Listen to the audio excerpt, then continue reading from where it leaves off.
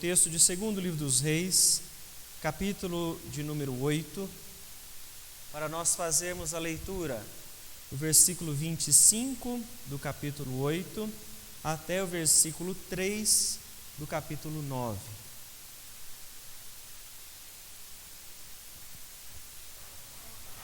Capítulo 8, 2º livro dos Reis, versículo 25 até o versículo 3 do capítulo 9.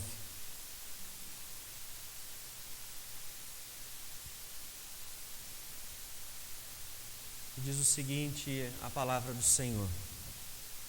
No 12º ano de Jorão, filho de Acabe, rei de Israel, começou a reinar Acasias, filho de Jeorão, rei de Judá.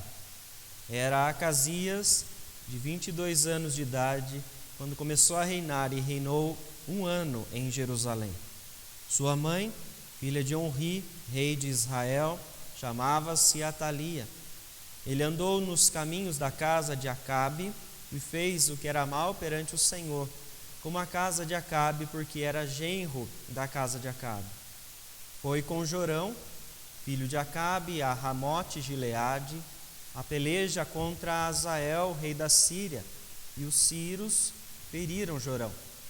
Então voltou o rei Jorão para Jezreel para curar-se das feridas que os sírios lhe fizeram em Ramá, quando pelejou contra Azael, rei da Síria, e desceu Acasias, filho de Jeorão, rei de Judá, para ver a Jorão, filho de Acabe, em Jezreel, porquanto estava doente. Então o profeta Eliseu chamou um dos discípulos dos profetas e lhe disse: cinge os teus lombos, leva contigo este vaso de azeite e vai-te a Ramote-Gileade. Em lá chegando, vê onde está Jeú, filho de Josafá, filho de Ninsi. Entra e faze-o levantar-se do meio de seus irmãos e leva-o à câmara interior. Toma o vaso de azeite, derrama-lhe sobre a cabeça e dize: assim diz o Senhor, ungi-te rei sobre Israel. Então abre a porta, foge e não te detenhas. Vamos orar mais uma vez? Querido Deus, em nome de Jesus, diante da Tua palavra agora lida, nós pedimos pela ação do Teu Espírito Santo sobre nós. Que o Senhor nos conceda a iluminação, que o Senhor nos conceda a sabedoria para podermos entender a Tua palavra com clareza, para sairmos da Tua casa edificados, transformados pelo entendimento, pelo conhecimento da Tua palavra, Senhor. Em nome de Jesus que nós oramos e desde já nós agradecemos ao Senhor. Amém, Senhor Deus. Irmãos, nós vemos aqui então nesse trecho, curto trecho que conta sobre a história do rei Acasias. E como o texto tem falar para nós, se nós não tivermos muita atenção, nós confundimos todos os nomes porque eles são muito parecidos, né? Então você vê aqui, o texto começa dizendo que no 12º ano de Jorão, filho de Acabe, começou a reinar Acasias, filho de Jeorão, rei de Judá. Então nós estamos falando aqui sobre um rei do sul, que segue, portanto, a linhagem de Davi, a linhagem de Roboão. Se os irmãos se lembram, na semana passada, nós estudamos Jeorão, e este rei foi aquele, então, que pela sua desobediência ao Senhor, ele teve uma doença que no final da sua história levou até mesmo as suas entranhas a saírem do seu corpo. Tamanha era a doença que o Senhor tinha o ferido naquele instante. Os filhos de Jeorão, todos haviam sido mortos, a não ser o mais moço, como o texto diz para nós, que é este Acasias. E é na história de Acasias e durante o seu reinado que nós vemos o surgimento de dois personagens que vão então nos ensinar como realizar a excelente obra do Senhor.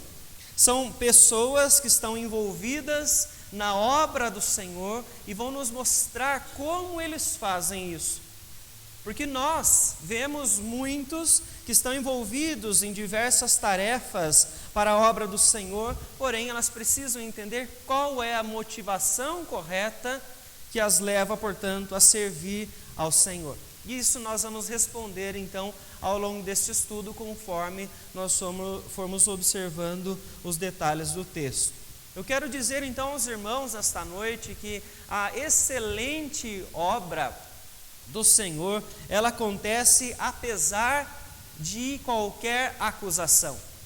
Por que eu retiro a acusação desse texto? Porque o texto mostrou para nós o momento onde Acasias, ele se junta ao rei de Israel, Jorão, para batalhar contra a Síria. O texto revelou para nós Azael, o nome do rei da Síria, que está ali neste momento contra Israel, contra Judá, na cidade de Ramote-Gileade, para essa batalha. Só que o texto termina mostrando que a batalha aconteceu, eles perdem essa batalha, Azael fere o rei de Israel e ele volta para sua cidade para se cuidar. Quando você começa o capítulo 9, você volta um pouco na história durante a batalha. Então o texto mostra para nós que enquanto eles estão em Ramote-Gileade, há um exército de Israel ali. Jorão leva o seu exército e o capitão do exército se chama Jeú. Este homem então está agora, como o texto diz para nós, descansando junto com os demais.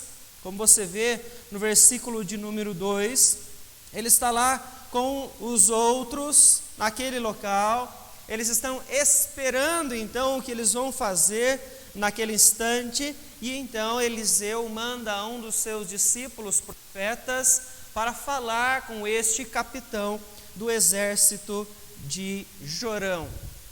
Qual é a mensagem que ele tinha para trazer para este homem? Capítulo 9, versículo de número 3. Ungite rei sobre Israel. É a mensagem que ele tem que levar para Jeú nesse momento. Israel não está sem um rei. Israel tem Jorão como aquele que está guiando o povo do Senhor. Porém, Jorão agiu em desobediência a Deus e por isso o Senhor agora está o tirando do trono. O Senhor está trazendo julgamento sobre ele. E por que eu digo então que a excelente obra ela vai acontecer apesar de qualquer acusação? Acompanhe comigo então a continuação do texto para nós vermos o que vai acontecer neste encontro desse discípulo profeta, desse jovem profeta com Jeú. A partir do versículo 4, o texto então diz: Foi, pois, o moço, o jovem profeta, a Ramote-Gileade. Entrando ele, eis que os capitães do exército estavam assentados. Ele disse: Capitão, tenho mensagem para te dizer. Perguntou-lhe Jeú: Qual de todos nós? Respondeu-lhe ele: A ti, capitão. Então se levantou Jeú e entrou na casa. O jovem derramou-lhe o azeite sobre a cabeça e lhe disse: Assim diz o Senhor Deus de Israel: Ungite rei sobre o povo do Senhor, sobre Israel.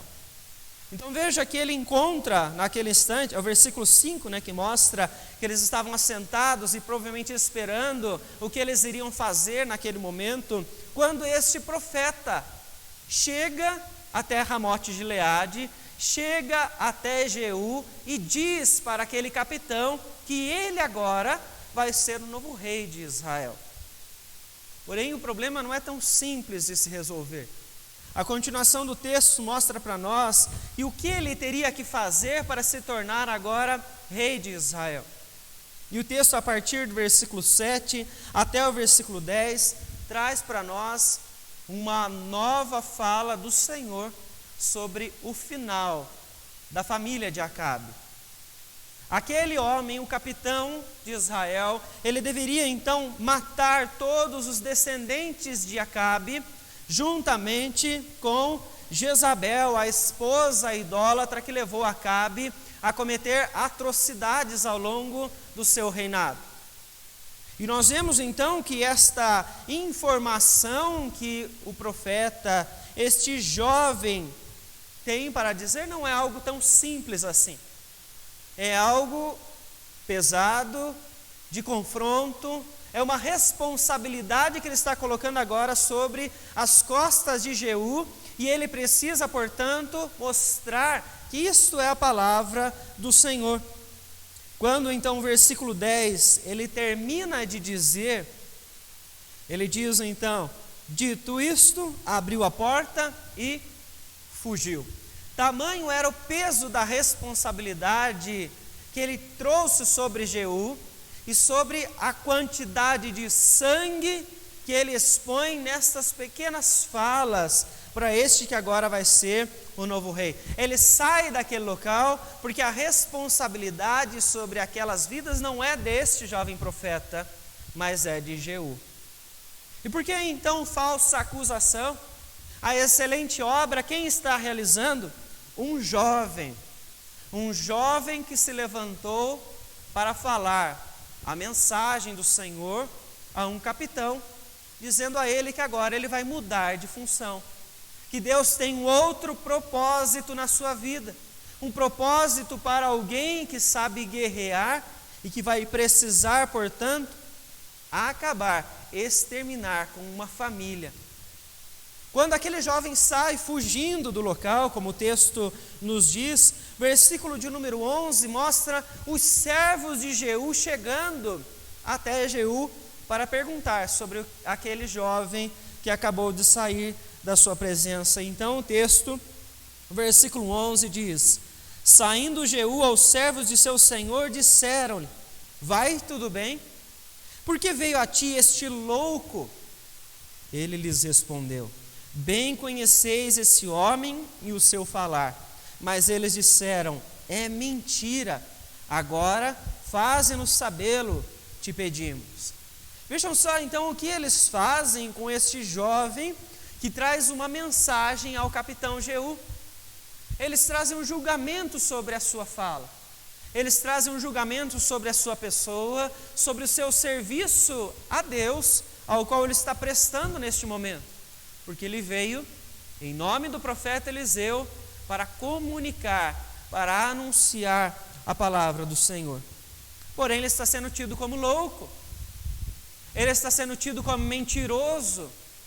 E nós vemos que é este jovem que se dispõe a sair do seu local, junto de Eliseu, ir até Ramote Gileade, o campo de batalha que vai acontecer ali, está prestes a acontecer entre Israel, Judá e Síria. Ele vai até esse local para dizer a Jeú que agora ele vai ter que matar os descendentes, juntamente dos descendentes, Jorão, o filho de Acabe, que está no trono de Israel e que acabou de ser ferido por Azael, rei da Síria. Este jovem, ele nos ensina que a excelente obra do Senhor, ela deve ser feita apesar de qualquer tipo de acusação. Aquele jovem recebe então a acusação daquelas outras pessoas, dos servos de Jeú, dizendo que ele era louco, que a sua mensagem não tinha qualquer tipo de fundamento, que ele estava mentindo. Porém, nada interfere na sua função. Nada interfere para que aquele homem cumpra o seu propósito naquele momento, que era chegar até Jeú e falar a palavra do Senhor. Comunicar àquele homem o que ele precisava ouvir da parte de Deus. O exemplo deste jovem para nós é qualquer momento que o Senhor então fala conosco em sua palavra, que entendemos o propósito de Deus em nossas vidas e nós precisamos agir. Precisamos sair do nosso comodismo, entrar no campo de batalha para anunciar as verdades do Senhor, para mostrar às pessoas qual é a palavra de Deus. Nada impediu que este jovem cumprisse então com a sua tarefa, apesar de toda a dificuldade, apesar de todo o peso que ele tinha de dizer para Jeú que agora ele ia ter que matar a descendência de Acabe. Então isso nos leva a pensar nas nossas ações. Quando falamos de propagação do Evangelho, quando falamos de anúncio da verdade, todos nós somos chamados para fazer a excelente obra do Senhor. Todos nós somos chamados para fazer uma obra cheia de zelo. Porém, o que é que nos impede? O que é que tem força suficiente para te impedir de sair do seu local e ir anunciar aquilo que Deus está trazendo pela sua palavra? Que nós vemos em muitos momentos a igreja distante dessa tarefa, uma tarefa tão importante e tão preciosa, que é simplesmente contar às pessoas a verdade. A verdade que é difícil de ser dita, porque ela é recheada não só do amor de Deus, mas do julgamento do Senhor. Era isto que aquele profeta estava trazendo para Jeú, o julgamento de Deus. Não sobre Jeú, mas o julgamento do Senhor sobre a família de Acabe. Quando eu e você nos encontramos com alguém que ainda não conhece a palavra do Senhor, com a intenção que nós temos de que ela se converta, que ela sirva a Deus, você vai trazer para ela sempre essas duas perspectivas. Você vai levar para ela o amor de Deus, mas você vai levar para ela sempre o julgamento de Deus. Que talvez não seja para ela naquele instante, se ela se entregar a Cristo. Porém, se ela rejeita a sua mensagem, é uma mensagem de condenação que você está entregando para aquela pessoa. Às vezes nós deixamos de falar para as pessoas, porque nós temos receio de dizer a elas a verdade. Nós temos receio de contar para as pessoas que se elas permanecerem longe de Cristo, elas vão ser condenadas, porque já pesa sobre elas a ira de Deus. Então nós temos que lutar para realizar a excelente obra que a igreja é chamada para fazer, ou seja, com todo o zelo possível, igual esse jovem profeta, ele realizou naquele instante. Alguém quer comentar alguma questão sobre esse ponto, para a gente poder passar para o próximo?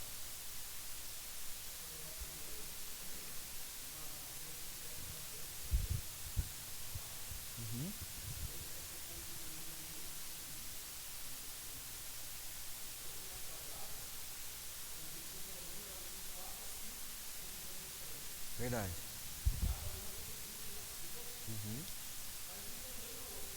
Certo.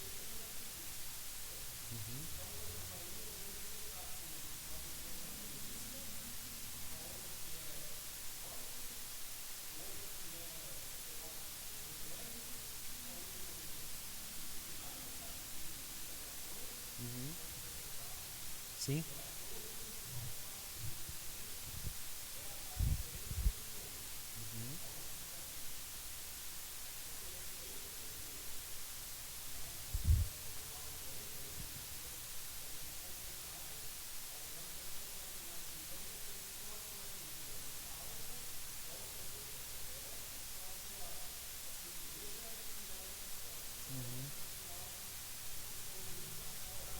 Sim. Aham.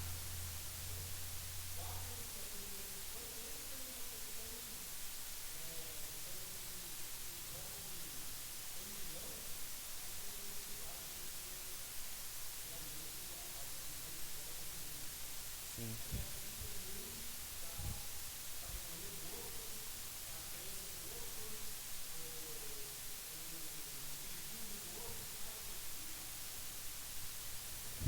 E qual é a maior dificuldade, se nós formos colocar aí, né, as religiões, qual é o foco na hora do evangelismo? Não são aqueles que estão na mesma religião que nós. Vai sempre ter alguém que não crê da mesma forma que nós, não é? Então, o que é que nós precisamos fazer para ultrapassar essa barreira? Para que as outras religiões não sejam um impedimento. O que é que te leva a ter segurança para você dialogar com religiões e nesse diálogo, se falar sobre Cristo, falar sobre condenação e amor quando for possível, sem que você perca a pessoa. Conhecimento. É difícil, talvez, no começo, porque são muitas vertentes, e aí a gente tem que estudar, mas conforme nós vamos estudando a palavra, você vai tendo base para poder entender o que aquelas pessoas estão dizendo que não condiz com a verdade do Senhor. Depois disso, você começa a estudar as religiões para você entender de onde eles tiram as suas doutrinas, e aí você pode ir se aprofundando cada vez mais. Mas isso não pode nos impedir, isso tem que nos impulsionar a estudar mais, a conhecer mais para eu poder conversar com as pessoas, porque essas pessoas elas não estão só fora da igreja, elas estão vindo para a igreja. E elas vindo para a igreja, nós vamos ter que acolher elas e instruir elas. Se ela era da Umbanda, nós vamos ter que entender, vamos ter que explicar. Se ela veio de uma igreja evangélica que não crê em Cristo, né, somente, nós vamos ter que explicar, né? A excelente obra ela tem que ser feita, então, apesar de qualquer dificuldade, né? Nós temos então que nos esforçar para realizar isso, né? Tentando tirar as barreiras que nos impedem. Mais alguma questão? Alguém gostaria de comentar?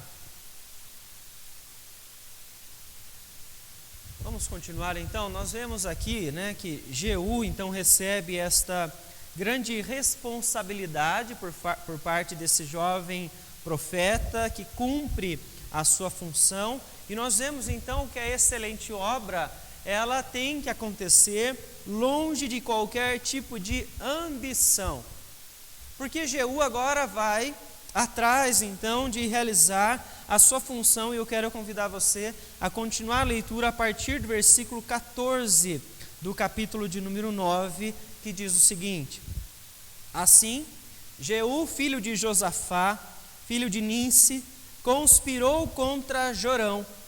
Tinha, porém, Jorão cercado a Ramote-Gileade, ele e todo Israel, por causa de Hazael, rei da Síria. Porém, o rei Jorão voltou para se curar em Jezreel das feridas que os sírios lhe fizeram, quando pelejou contra Hazael, rei da Síria. Disse Jeú: se é da vossa vontade, ninguém saia furtivamente da cidade para ir anunciar isto em Jezreel. Então Jeú subiu a um carro e foi-se a Jezreel, porque Jorão estava de cama ali. Também Acasias, rei de Judá, descera para ver Jorão. Nós temos que lembrar aqui que há um parentesco entre Acasias e Jorão.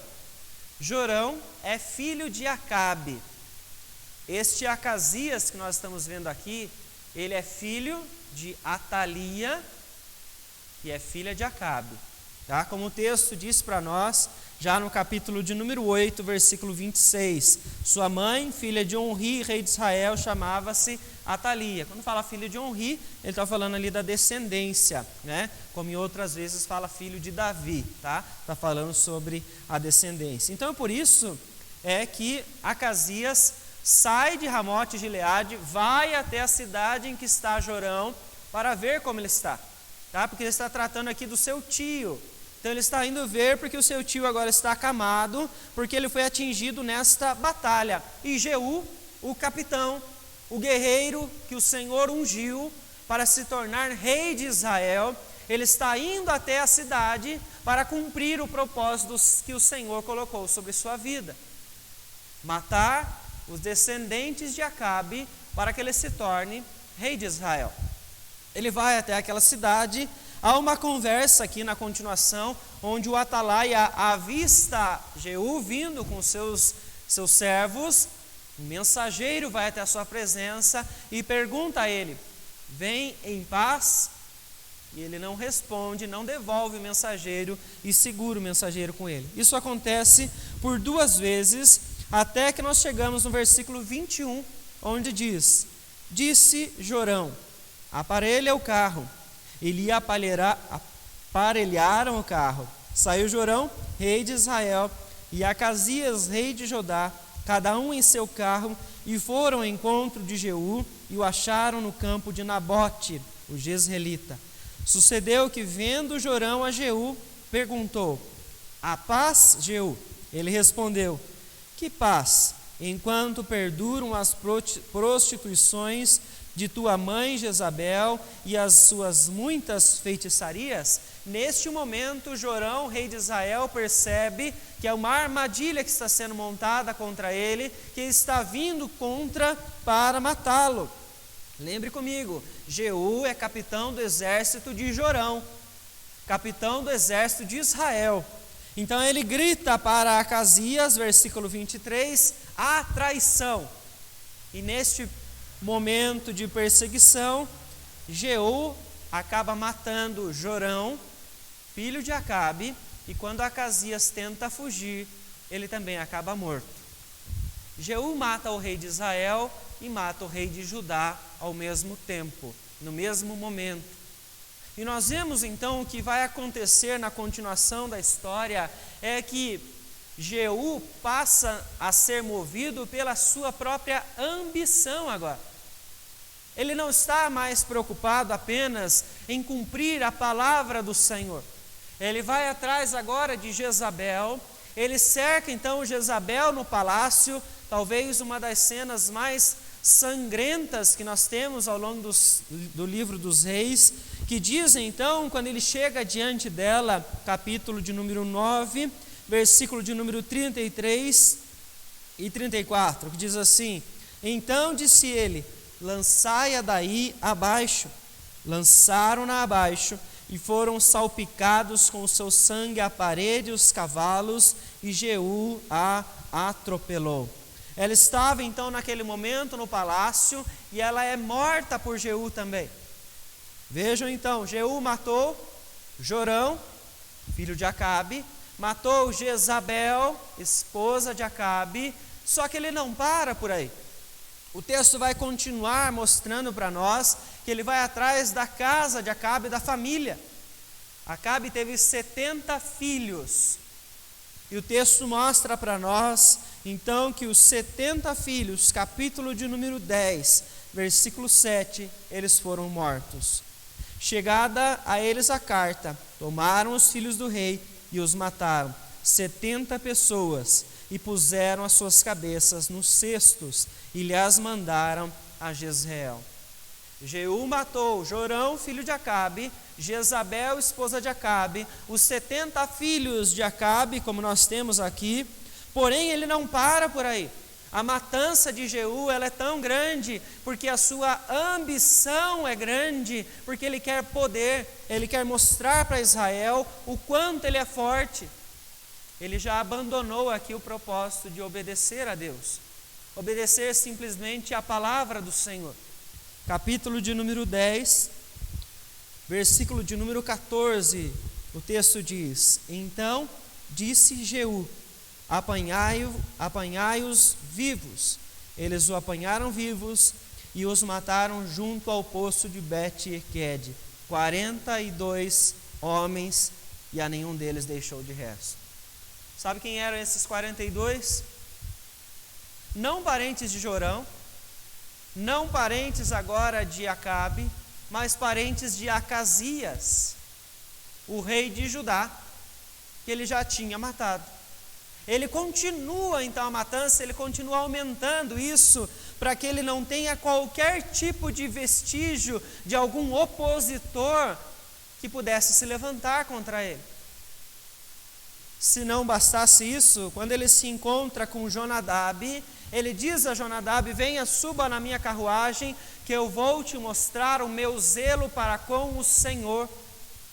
Jeú acredita que está realizando a excelente obra de Deus, porém a sua ambição leva ele a ultrapassar os limites da obediência e a fazer aquilo que bem lhe entende.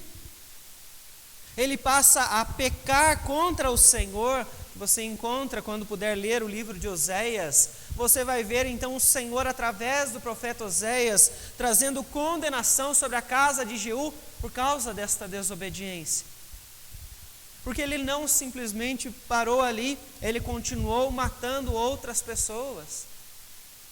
Veja então, quando nós vemos que havia algo atrás de Jeú, quando você começa a analisar as suas ações. O que é que nós podemos pensar quando vemos então a atitude deste homem? Todos nós nos envolvemos na obra do Senhor. Mas o que é que nos motiva a realizar a obra? O que é que nos motiva a fazer aquilo que a palavra nos manda fazer? Porque se a nossa motivação não é honrar a Deus, nós não vamos parar na obediência ao Senhor, nós vamos fazer mais coisas que Deus nunca mandou nós fazermos. Como estava acontecendo na vida de Jeú naquele instante. Ele foi ungido rei de Israel e foi mandado a ele exterminar a casa de Acabe, e ele passa dos limites.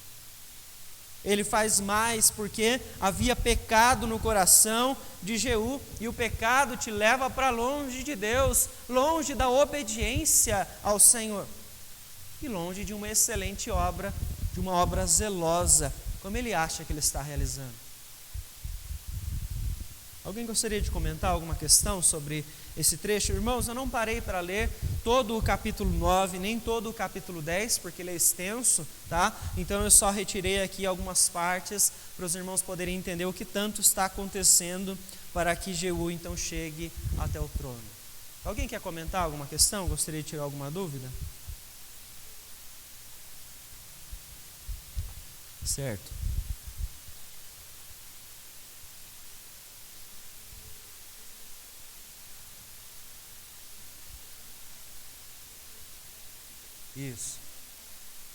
Isso. Quando a gente pega primeiro livro dos Reis, 19 e 16, quando Elias sai da caverna, não sei se todos se lembram, quando ele está naquele momento pedindo a morte, o Senhor, quando tira ele daquele local, ele diz o que ele deveria fazer.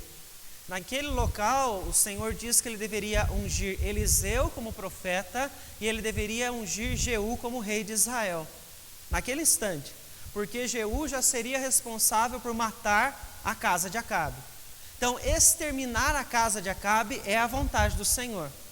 Então, o texto está dizendo por causa disso, porque ele realmente cumpre, só que ele não para por ali. Ele faz mais, algo que Deus nunca havia pedido para ele. Ele não precisava ter matado ali os parentes de Acasias, como nós vemos, e mais à frente ele vai matar mais pessoas que o Senhor não havia pedido para ele tirar a vida. Então, aí esse texto fala assim, deste pequeno momento de zelo que Jeú ele acaba realizando para com o Senhor. É o que vai ser repetido depois, no versículo de número 30, do capítulo 10. Pelo que disse o Senhor a Jeú, porquanto bem executaste o que é reto perante mim, e fizeste a casa de Acabe segundo tudo quanto era do meu propósito, teus filhos até a 4ª geração assentarão no trono de Israel. Então, quanto a isso ele faz, só que ele passa a desobedecer ao Senhor quando ele começa a tirar a vida de outras pessoas. Tá? Mas alguém quer comentar alguma questão? Alguma outra dúvida? Eu quero destacar mais um terceiro ponto na história aqui então de Jeú, onde nós vemos então que a excelente obra ela deve acontecer apesar de qualquer acusação, como aconteceu com o jovem profeta.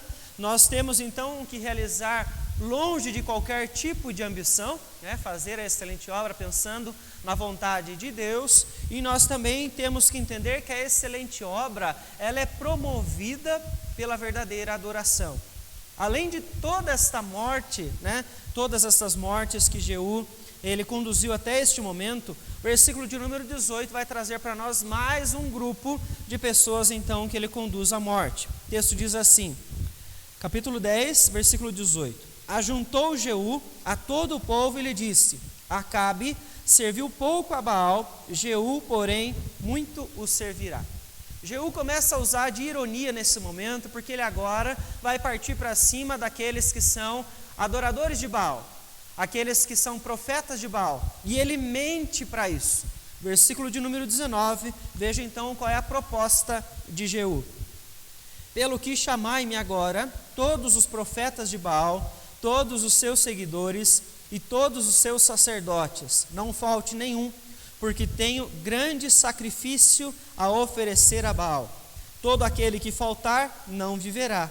Porém Jeú fazia isso com astúcia para destruir os servidores de Baal. Ele reúne todos os profetas, todos aqueles que servem a Baal naquele instante, permite então que eles realizem o holocausto a Baal, e naquele momento, capítulo 10, versículo 25, diz: sucedeu que, acabando o oferecimento do holocausto, ordenou Jeú da sua guarda e aos capitães: entrai, feri-os, que nenhum escape. Feriram-nos a fio de espada, e os da guarda e os capitães os lançaram fora e penetraram no mais interior da casa de Baal. Eles matam todas aquelas pessoas que estão ali dentro. O texto no versículo 26 diz: né, tiram as colunas que estavam ali, queimam, matam aquelas pessoas naquele instante, algo que Deus nunca havia dito para Jeú fazer. A aparência do que Jeú está fazendo é de alguém zeloso, é de alguém que adora verdadeiramente ao Senhor, porém o que ele está fazendo não passa de religiosidade. Por que eu estou dizendo isso? O próprio texto mostra para nós, versículo de número 29, porém não se apartou Jeú de seguir os pecados de Jeroboão, filho de Nebate, que fez pecar a Israel, a saber, dos bezerros de ouro que estavam em Betel e em Dan.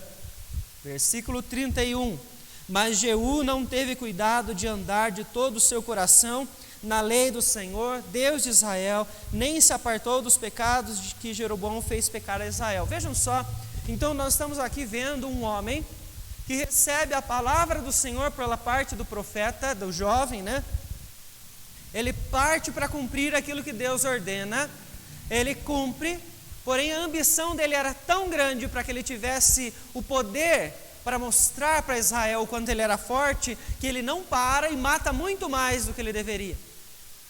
E é interessante que ele mata até mesmo aqueles que adoram a Baal, como se ele fosse um verdadeiro adorador do Senhor, como se o seu coração estivesse apenas a adoração ao Deus verdadeiro, quando não era. O texto mostra para nós que no seu coração havia os pecados de Jeroboão. Que pecados são esses? Idolatria. Lá no início, quando houve a divisão, Jeroboão, reino do norte, e Roboão, reino do sul, Jeroboão colocou as estátuas de ouro, como o texto vem dizer para nós, uma em Betel no norte e uma em Dan no sul, para que os israelitas não saíssem dali, adorassem os bezerros. Isso quer dizer então que Jeú mandou matar idólatras, sendo que ele também é idólatra. Isto é hipocrisia, religiosidade, alguém que é capaz de descer julgamento sobre o outro, sendo que ele também faz a mesma coisa. A excelente obra, ela vai brotar de um coração que adora verdadeiramente o Senhor. Não é o que Jeú faz nesse momento. Não é o que ele oferece ao Senhor. Porque ele é alguém que está agindo como os fariseus no Novo Testamento, conheciam a lei, mas perseguiam aqueles que obedeciam à vontade do Senhor. Por quê? Porque para eles era apenas um exterior, era apenas uma casca de religiosidade, quando no coração havia podridão do pecado. Eles não eram verdadeiros adoradores do Senhor, eles estavam longe da vontade de Deus naquele instante. É um zelo aparente apenas. Veja, Jeú, ele tem plena convicção, quando ele está diante de Jonadab, que ele é zeloso. Ele fala: siga comigo e veja o quanto eu sou zeloso para com o Senhor.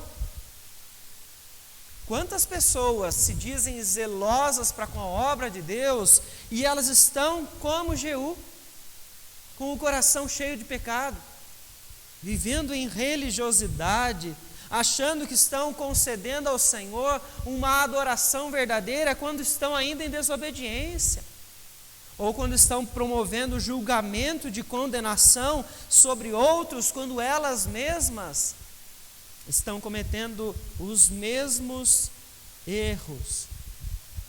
O que nos leva a perguntar: quando é que a adoração se torna religiosidade? Quando é que a verdadeira adoração ela passa a ser algo apenas externo. Quando o coração se afasta de Deus, quando o pecado começa a tomar espaço, é o que acontece então com esse homem.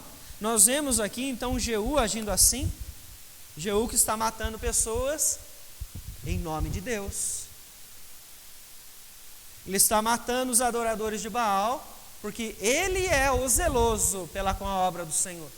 É a mesma fala de Saulo, quando você encontra ele em Atos capítulo 7, mandando apedrejar Estevão, pelo zelo para com a lei do Senhor. É a mesma coisa que você vai encontrar quando em Atos capítulo 21, você encontra um grupo chamado de Zelotes, que era uma seita também, judaizante, daqueles que eram extremamente zelosos. Porém, de tão zelosos que eles achavam que eles eram, eles não se importavam pelo meio que ia fazer com que eles mantivessem o zelo. Eles poderiam matar, eles poderiam fazer o que eles quisessem para manter o zelo que eles acreditavam que a palavra e a lei deveria ter. Pessoas que matam pelo zelo. Pessoas que matam em nome de Deus. Você fala assim, então, mas pastor, você está falando que eu mato as pessoas? Não, estou dizendo que muitas vezes nós promovemos julgamento sobre as pessoas da mesma forma como fariseus, como Jeú, como zelotes. E às vezes fazemos o mesmo que eles. E nós precisamos ter cuidado com isso, porque são muitas as pessoas que estão, sim, levando outros, matando outros com palavras, com atos, fazendo com que essas pessoas recebam o peso do julgamento que Jesus nunca mandou a gente fazer, nunca mandou nós lançarmos sobre elas. Se você olhar o Novo Testamento, o que vai acontecer no meio daqueles discípulos que Jesus chama, você vai encontrar um homem, Simão. Simão, ao qual o grupo a quem ele pertencia é descrito no texto. Simão, o zelote. Ele participava deste grupo, que era, portanto, extremamente rígido. Fazia o que fosse preciso para lançar as pessoas ao zelo da palavra. Errados. Porém, Jesus o chama para ser discípulo. Então nós precisamos lembrar que o julgamento não cabe a nós, o tempo do julgamento não cabe a nós, porque isso vai caber sempre ao Senhor. A casa de Acabe merecia julgamento, os adoradores de Baal mereciam julgamento. Porém, aquilo que era tempo de fazer, o Senhor direcionou. Aqueles a quem o Senhor não ordenou julgamento, jamais deveriam ter sido julgados, porque é Deus quem vai fazer isso. Se couber a nós anunciarmos a verdade, anunciarmos apenas a verdade do julgamento, nós devemos fazer isto com zelo. Porém, não vai caber a nós fazer nada além disso, de anunciar o evangelho gracioso do Senhor sobre a vida das pessoas. O evangelho que traz a condenação, mas que também traz a salvação. Porque como nós vemos, os zelotes, eles estavam entre os discípulos de Cristo, pecadores, aos quais se converteram e passaram a servir ao Senhor. Assim como muitos de nós, que falhamos e que hoje somos ainda discípulos de Cristo. Se há porventura entre nós zelotes, ainda há espaço para conversão e arrependimento. Por isso nós precisamos entender que o arrependimento de qualquer zelo religioso é extremamente necessário para todos nós hoje, para vivermos em busca da excelente obra. O Senhor nos chama assim para fazermos uma obra com zelo, com cuidado, uma obra com excelência. Porém, essa obra não deve estar cheia de religiosidade, preceitos humanos que nós muitas vezes inserimos, que Deus nunca ordenou que nós cumpríssemos. Nós temos então que entender que as ambições pessoais, elas não têm espaço quando estamos aqui para cumprir os propósitos de Deus. Por isso nós temos que abandonar as nossas ambições, os nossos desejos, para que a vontade do Senhor, para que a palavra do Senhor possa se cumprir nas nossas vidas. E aí então, nós vamos poder anunciar aquilo que nós cremos e aquilo que nós também vivemos. Não anunciar apenas um peso de julgamento sobre as pessoas, mas com o coração limpo, purificado pelo sangue de Cristo, nós anunciamos às pessoas um evangelho gracioso, que condena, mas que também salva para aqueles que se arrependem. Que Deus nos abençoe, para nós podermos todos realizar esta excelente obra que o Senhor está nos chamando para fazer, conforme os propósitos que Ele tem para realizar através da vida de cada um de nós. O Senhor concedeu dons à sua igreja. O Senhor chama todos nós para a obediência, para o serviço. Que o Senhor nos abençoe e nos dê força e sabedoria, ousadia, para podermos usar os dons e cumprir os propósitos do Senhor, sempre com excelência. Amém, irmãos? Alguém gostaria de comentar mais alguma questão? Ou tirar alguma outra dúvida sobre os textos que nós lemos? Convido a igreja então a se colocar em pé, para nós juntos cantarmos o hino de número 334, a conversão, e logo depois nós vamos orar para encerrar esse estudo.